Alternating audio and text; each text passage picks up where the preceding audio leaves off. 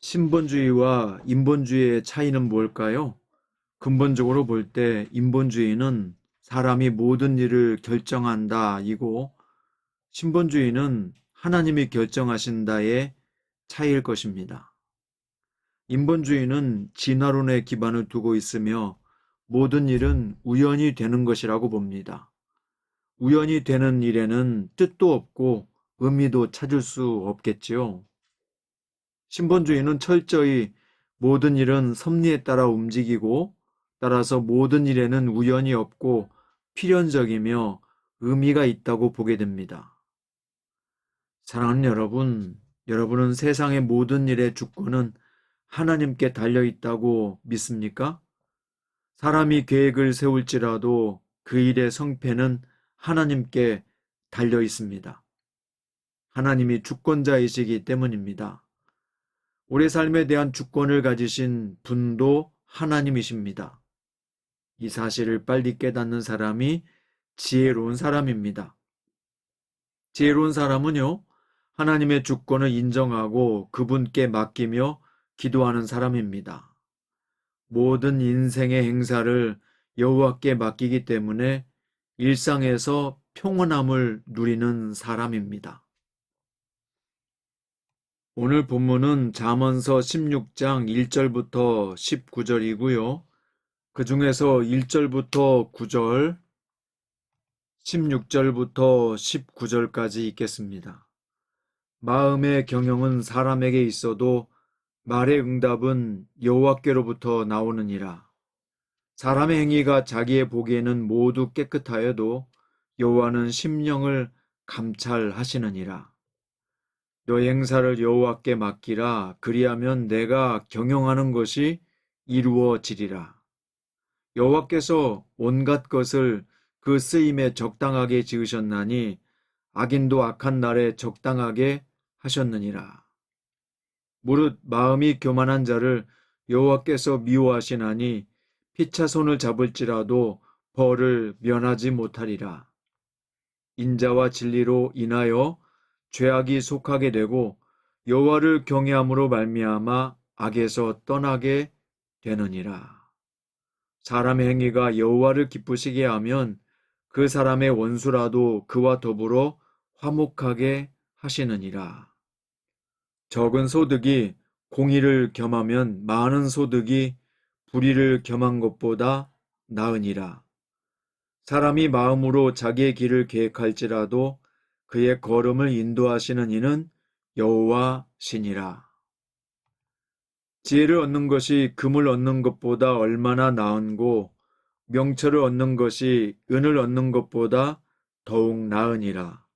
악을 떠나는 것은 정직한 사람의 대로이니 자기의 길을 지키는 자는 자기의 영혼을 보전하느니라. 교만은 패망의 선봉이요 거만한 마음은 넘어짐의 앞잡이니라. 겸손한 자와 함께하여 마음을 낮추는 것이 교만한 자와 함께하여 탈취물을 나누는 것보다 나으니라. 오늘 말씀의 제목은 인본주의와 신본주의의 차이입니다. 사람의 행위가 자기 눈에는 모두 깨끗해 보이지만 심령을 감찰하시는 여호와께는 그렇지 않습니다. 하나님은 속마음까지 꿰뚫어 보시기 때문이죠. 그래서 하나님은 완전한 주권자가 되실 수 있는 유일한 분이십니다. 그래서 사람의 행위가 자기의 보기에는 모두 깨끗하여도 여호와는 심령을 감찰하신다고 했고요.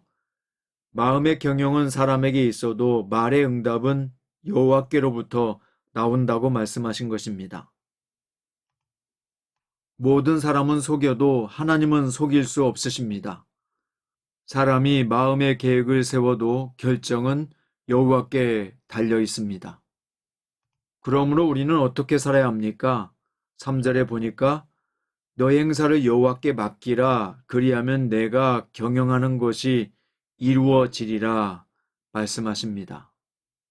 이것을 우리말 성경에서는 내가 하는 일을 여호와께 맡겨라. 그러면 내가 생각하는 것이 이루어질 것이다 라고 번역했습니다. 사랑하는 여러분, 모든 일의 최종 권한은 하나님께 있습니다. 내 손으로 일을 이루려고 하면 내 힘으로 하는 것이지만 하나님께 맡기면 하나님의 힘으로 일이 이루어집니다. 하나님은 못 이루실 일이 없는 전능하신 분이시죠. 모세의 부모는 더 이상 모세를 키울 수 없는 상황에 이르자 그를 하나님께 맡겼습니다. 인생의 참 주인이신 하나님께 모세를 맡기자 하나님이 그를 위해 일하셨고 어머니의 품으로 안전하게 보내주셨습니다. 모든 일의 주권자이신 하나님께 일을 맡기는 것이 궁극적인 지혜요, 최고의 지혜입니다. 지혜롭게 살 수 있기를 바랍니다. 자, 9절에 보면 사람이 마음으로 자기 길을 계획할지라도 그의 걸음을 인도하시는 이는 여호와시니라고 말씀했습니다. 그래서 성도는 하나님의 주권 안에서 자신의 인생을 해석할 수 있어야 합니다. 요셉을 보세요. 하나님의 주권 안에서 자신의 인생을 해석했습니다. 그래서 형들이 자신을 애굽으로 보낸 것이 아니라 하나님이 보내셨다라고 고백할 수 있었던 것입니다. 하나님의 인도하심을 믿는 사람은 삶의 주권자 되시는 하나님을 신뢰합니다.